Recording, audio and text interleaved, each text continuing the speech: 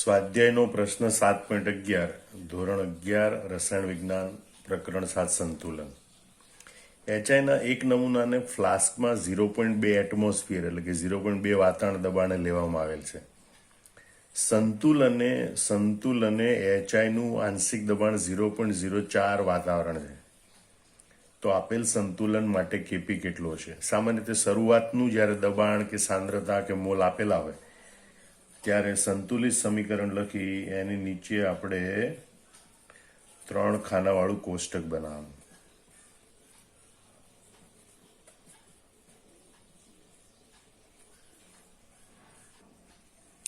અહીંયા દબાણ છે એટલે શરૂઆતનું દબાણ, પછી દબાણનો ફેરફાર અને સંતુલને દબાણ. એ દબાણ એ જ એનું આંશિક દબાણ ગણવાનું રહેશે. તો 0.2 વાતાવરણ એ શરૂઆતનું દબાણ છે. દબાણનો ફેરફાર તત્વયુગ્મિતિના સંદર્ભમાં લખવાનો. પ્રક્રિયા કે વપરાય એટલે -2x, અહીંયા 1x + x અને એટલે સંતુલન દબાણ 0.2 -2x x અને x, બરોબર. પણ સંતુલને એચઆઈ એનું આંશિક દબાણ 0.04 વાતાવરણ આપેલું છે. એટલે આપણે ગણીએ કે ભાઈ સંતુલને એચઆઈ નું આંશિક દબાણ, બરોબર, PHI બરાબર 0.04 વાતાવરણ આ રકમમાં આપેલું છે. અને આ જે ગણતરી કરી એ પ્રમાણે એ દબાણ છે 0.2 - 2x. માટે એમ કહેવાય 0.2 - 2x is equal to 0.04. 2x પેલી બાજુ જાય, 0.04 આ બાજુ, 0.2 - 0.04 is equal to 2x. માટે 0.16 is equal to 2x અને માટે x is equal to 0.16 ભાગ્યા 2 is equal to 0.08. x ની કિંમત આટલી છે. હવે તો સંતુલને PHI એટલે કે HI નું આંશિક દબાણ કેટલું આપેલું છે? 0.04. પણ સંતુલને H2 નું આંશિક દબાણ બરાબર x અને x ની કિંમત છે 0.08. એકમ લખીશું આપણે વાતાવરણ. એ રીતે સંતુલન I2 નું આંશિક દબાણ PI2 બરાબર x બરાબર 0.08 વાતાવરણ. હવે આ ત્રણેયના સંતુલન આંશિક દબાણ પ્રાપ્ત થવા માટે કેપી નું સૂત્ર લખી અને કેપી ની ગણતરી કરી શકાય. તો કેપી ઇઝ ઇક્વલ ટુ, બરોબર, નિપજના આંશિક દબાણ PH2 × PI2 અપોન પ્રક્રિયકનું આંશિક દબાણ PHI નો સ્ક્વેર, બરોબર, ઇઝ ઇક્વલ ટુ 0.08 PH2 ગુણ્યા 0.08 PI2 અપોન PHI 0.04 એનો સ્ક્વેર, બરોબર. કેલ્ક્યુલેટરની મદદથી સાદુરૂપ આપી જવાબ આવે છે 4.0. આમ કેપી નું મૂલ્ય આવે છે 4.0. સ્વાધ્યાયનો પ્રશ્ન 7.12 ધોરણ 11 રસાયણ વિજ્ઞાન પ્રકરણ 7 સંતુલન. 500 કેલ્વિન તાપમાને 1.57 મોલ N2, 1.92 મોલ H2 અને 8.13 મોલ NH3 ના મિશ્રણને 20 લીટરના પ્રક્રિયા પાત્રમાં દાખલ કરવામાં આવ્યા. એમનું સંતુલિત સમીકરણ આ પ્રમાણે હોય: N2 + 3H2 gives to Na3. આ પ્રક્રિયા માટે સંતુલિત અચળાંક Kc બરાબર 1.7 × 10⁻² છે. તો પ્રક્રિયા મિશ્રણ સંતુલનમાં છે? જો ના તો ચોખ્ખી પ્રક્રિયાની દિશા કઈ હશે? તો સૌ પ્રથમ આપણે સંતુલિત સમીકરણ લખીએ. N2 + 3H2 gives 2Na3. અહીંયા આપેલી પરિસ્થિતિ છે, શરૂઆતની જ પરિસ્થિતિ છે. એ આપેલી પરિસ્થિતિ મોલ અને પછી આપણે ગણીશું સાંદ્રતા, કારણ કે શરૂઆતમાં આપણને મોલ આપેલા છે, બરોબર. N2 ના મોલ છે 1.57, H2 ના મોલ છે 1.92 અને NH3 ના મોલ છે 8.13. હવે 20 લીટર કદનું પાત્ર છે તો સાંદ્રતા મોલ પ્રતિ લીટરમાં લેવાની છે. મોલ 1.57 ભાગ્યા 20. કેલ્ક્યુલેટરમાં ગણતરી કરીએ તો જવાબ આવે છે 0.0785 મોલ પ્રતિ લીટર, એટલે કે મોલર. 1.92 મોલ ભાગ્યા 20 લીટર કદ બરાબર જવાબ આવે છે 0.096 મોલર. અને 8.13 ભાગ્યા 20 બરાબર તો જવાબ આવે છે 0.4065 મોલર. આમ આપેલી પરિસ્થિતિ, આ સંતુલન સમયની સાંદ્રતાઓ નથી. જો સંતુલન સમયની સાંદ્રતાઓ હોય તો આપણને જે ગુણોત્તર મળે, નિપજની સાંદ્રતા અને પ્રક્રિયકની સાંદ્રતાનો ગુણોત્તર, એ સંતુલન અચળાંક હોય. પણ સંતુલન સિવાયની પરિસ્થિતિ માટે જો નિપજની સાંદ્રતા અને પ્રક્રિયકની સાંદ્રતાનો ગુણોત્તર લઈએ તો એને પ્રક્રિયા ભાગફળ કહેવાય. તો અહીંયા આપણે પ્રક્રિયા ભાગફળ QC લખીએ તો QC ઇઝ ઇક્વલ ટુ નિપજની સાંદ્રતા Na380 ટાઈમ્સ એનો સ્ક્વેર અપોન પ્રક્રિયકની સાંદ્રતા પૈકી N2 80 ટાઈમ્સ અને H2 80 ટાઈમ્સ એનું ક્યુબ. આ રીતે લખાય. હવે આમાં આપણે બધી કિંમતો મૂકીએ. NH3 ની મોલર સાંદ્રતા 0.4065 એનો સ્ક્વેર અપોન N2 ની મોલર સાંદ્રતા 0.0785 ગુણ્યા 0.096. કેલ્ક્યુલેટર મધ્યથી આનું સાદુરૂપ આપીએ તો જવાબ આવે 2379.24 બરોબર. એટલે નિયરલી ઇક્વલ ટુ આપણે કહેવાય 2.38 ગુણ્યા 10³ આટલું પ્રક્રિયા ભાગફળ QC નું મૂલ્ય આવે બરોબર. હવે આપણે QC નું મૂલ્ય લખીએ. QC બરાબર 2.38 ગુણ્યા 10³ એની સરખામણી KC સાથે કરવાની. KC નું મૂલ્ય છે 1.7 ગુણ્યા 10². અહીંયા પહેલી વાત એ છે કે QC is not equal to KC. મતલબ પહેલા પ્રશ્નનો જવાબ આવે પ્રક્રિયા મિશ્રણ સંતુલનમાં છે. જો QC is equal to KC હોય તો પ્રક્રિયા મિશ્રણ સંતુલનમાં છે. QC is not equal to KC બરોબર. માટે પ્રક્રિયા મિશ્રણ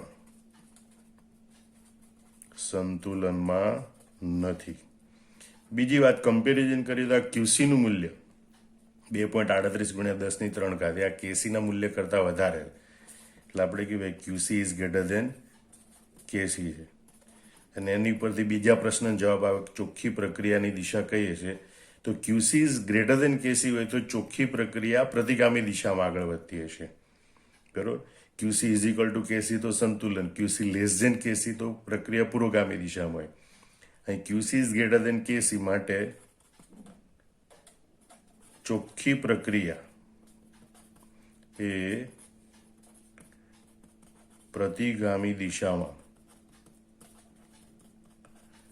આગળ વધતી હશે. તો આ રીતે આપણને જે આપેલી માહિતી છે એના ઉપરથી પ્રક્રિયા ભાગફળ QC મળે. QC ની KC જોડે સરખામણી કરી અને પ્રક્રિયા કઈ દિશામાં આગળ વધતી હશે એ નક્કી કરી શકાય છે. સ્વાધ્યાયનો પ્રશ્ન 7.13 ધોરણ 11 રસાયણ વિજ્ઞાન પ્રકરણ 7 સંતુલન. વાયુમય પ્રક્રિયા માટે સંતુલન અચળાંકનું સૂત્ર KC is equal two NH3 ની 4 O2 ની 5 અપોન NO ની 4 H2O ની 6. આ સૂત્રને અનુરૂપ સંતુલિત રાસાયણિક સમીકરણ લખો. હવે જે સંતુલન અચળાંકની અભિવ્યક્તિ હોય છે એમાં અંશમાં એટલે કે ઉપરની તરફ નિપજની સાંદ્રતાઓ દર્શાવેલી છે અને છેદમાં પ્રક્રિયકોની સાંદ્રતા દર્શાવેલી છે. એટલે આ સમીકરણ પ્રમાણે આપણે જોઈએ તો નિપજ તરીકે NH3 અને O2 છે જે અંશમાં દર્શાયેલા છે, અને પ્રક્રિયક તરીકે NO અને H2O છે. હવે આપણે સંતુલિત સમીકરણ દર્શાવવા માટે ડાબી બાજુ પ્રક્રિયકો દર્શાવીએ. NO plus H2O it gives. જમણી બાજુ આપણે નિપજો દર્શાવીએ Na3 પ્લસ O2. સમીકરણ સંતુલન માટે જે ઘાતાંક છે એ આ ઘટકોના તત્વયુગ્મિતિ ગુણાંક હોય છે. નાઇટ્રિક ઓક્સાઇડનો ઘાતાંક 4 છે, એનો મતલબ કે એનો તત્વયુગ્મિતિ ગુણાંક 4 હોય. પાણીની બાષ્પ H2O એનો તત્વયુગ્મિતિ ગુણાંક 6 છે, એનો મતલબ કે એનો ઘાતાંક 6 છે, એનો મતલબ કે એનો તત્વયુગ્મિતિ ગુણાંક 6 થાય. એમોનિયાની સાંદ્રતાનો ઘાતાંક 4 છે, એનો મતલબ કે NH3 નો તત્વયુગ્મિતિ ગુણાંક 4. અને ડાયઓક્સિજન એનો ઘાતાંક 5 છે, એટલે કે એનો તત્વયુગ્મિતિ ગુણાંક 5 થશે. આમ આ પ્રમાણે આપણને સંતુલિત સમીકરણ પ્રાપ્ત થશે. અહીંયા આ બધા ઘટકો છે એ પ્રક્રિયા મિશ્રણમાં વાયુ સ્વરૂપ હોય છે, બરોબર. તો આ રીતે સંતુલન અચળાંકની જે અભિવ્યક્તિ છે એના ઉપરથી સંતુલિત રાસાયણિક સમીકરણ દર્શાવી શકાય છે.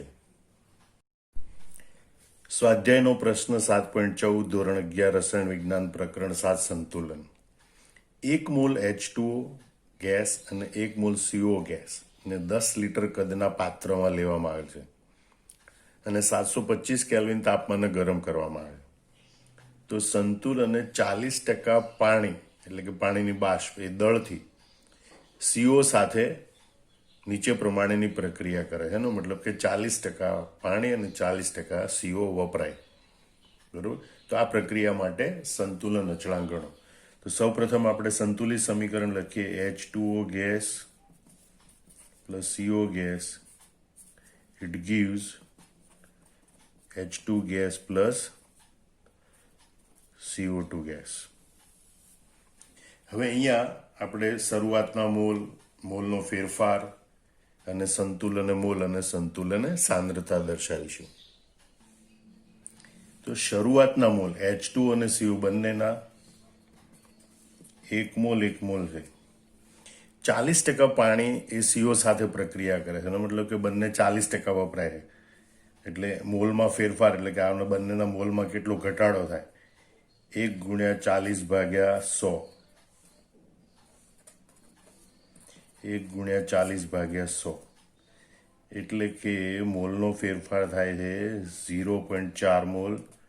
0.4 મોલ મતલબ કે આ બંને 0.4 મોલ વપરાય છે. જ્યારે એની અમે અહીંયા તત્વયુગ્મિતિ પ્રમાણે 1 મોલ H2O 1 મોલ CO સાથે પ્રક્રિયા કરે તો 1 મોલ H2 અને 1 મોલ CO2 બને. તો 0.4 મોલ H2O 0.4 મોલ CO સાથે પ્રક્રિયા કરે તો 0.4 મોલ H2 બને અને 0.4 મોલ CO2 બને, બરોબર. હવે પ્રક્રિયા મિશ્રણમાં આ મોલ વપરાય છે એટલે આને બાદ કરવા પડે.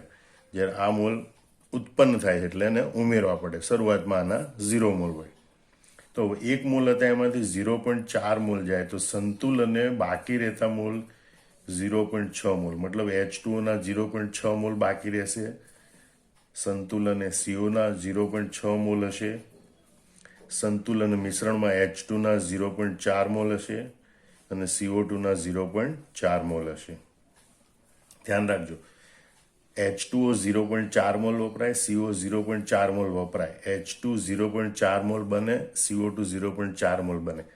આ વપરાય એટલે સંતુલન મિશ્રણમાં H2O અને CO ના મોલ 0.66 હોય, H2 અને CO2 ના 0.4 અને 0.4. હવે પાત્રનું કદ અહીંયા 10 લીટર છે એટલે સાંદ્રતા ગણવી હોય તો આ દરેક પદને 10 વડે ભાગવા પડે, બરોબર. એટલે સાંદ્રતા લખવાની હોય સંતુલન H2 ની સાંદ્રતા 0.6/10 બરાબર 0.06 મોલર, એટલે કે મોલ પ્રતિ લીટર. 0.6/10 બરાબર 0.06 મોલર. 0.4/10 બરાબર 0.04 મોલર. 0.4/10 બરાબર 0.04 મોલર.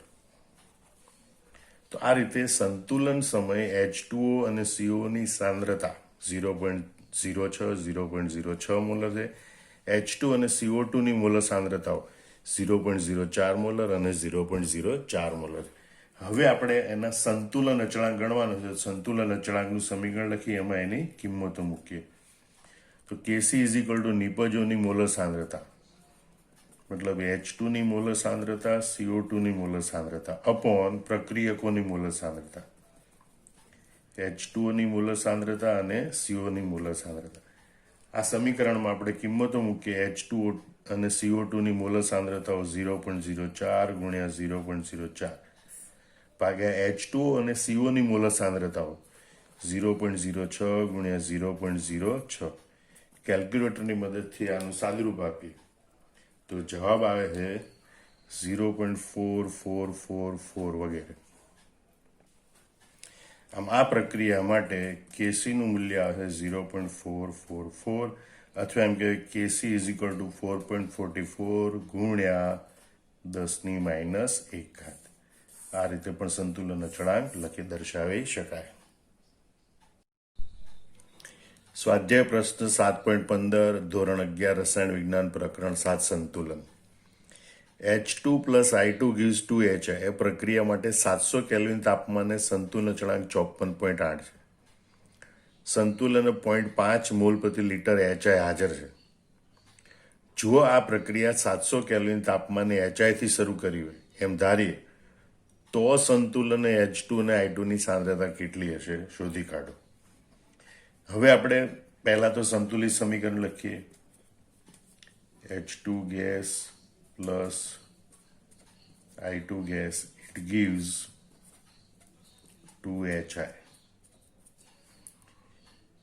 હવે આ પ્રક્રિયા માટે સંતુલન અચળાંક 700 કેલ્વિન તાપમાને Kc બરાબર 54.8 આપેલ છે.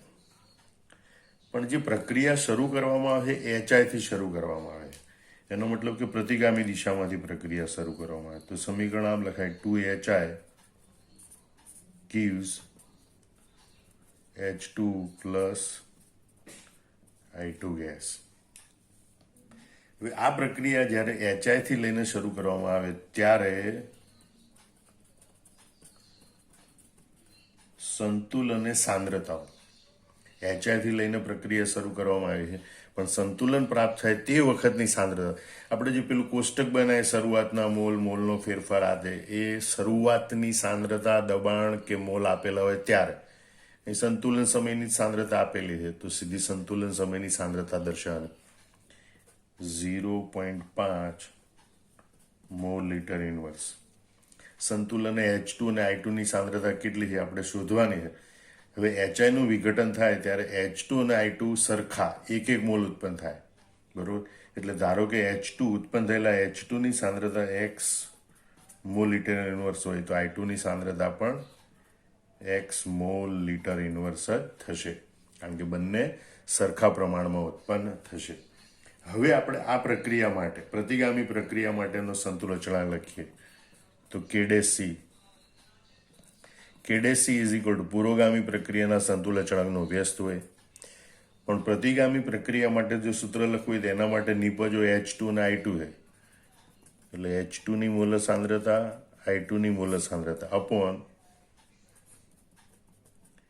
HI ની મોલર સાંદ્રતાનો સ્ક્વેર. હવે આમાં આપણે બધા પદોની કિંમત મૂકીએ કે માટે 1 Kc નું મૂલ્ય છે 54.8, H2 અને I2 ની સાંદ્રતા x અપોન HI ની સાંદ્રતા 0.5 એનો સ્ક્વેર. 0.5 નો સ્ક્વેર 0.25 એને આપણે અંશમાં લખીએ તો 0.25 અપોન 54.8 બરાબર x સ્ક્વેર. એટલે કે x સ્ક્વેર બરાબર 0.25 ભાગ્યા 54.8 માટે x સ્ક્વેર બરાબર 0.00456 એનું વર્ગમૂળ લઈએ તો માટે x બરાબર 0.0675 આવશે. કેલ્ક્યુલેટરની મદદથી આ લખેલું છે, બરાબર. એક્સનું મૂલ્ય આટલું આવે. એક્સનું મૂલ્ય એ તમને H2 અને I2 ની સાંદ્રતા દર્શાવે માટે સંતુલન H2 ની મોલર સાંદ્રતા બરાબર 0.0675 એટલે કે 6.75 ગુણ્યા 10⁻²⁰ મોલર એટલે કે મોલ પ્રતિ લીટર. અને I2 ની સાંદ્રતા પણ એટલી જ થશે, એક્સ મોલર એટલે કે 0.0675 બરાબર 6.75 ગુણ્યા 10⁻² મોલર. આમ તમે જોઈ શકો કે H2 અને I2 ની સાંદ્રતાઓ બંને સરખી હશે, જે 6.75 ગુણ્યા 10⁻² મોલર જેટલી હશે.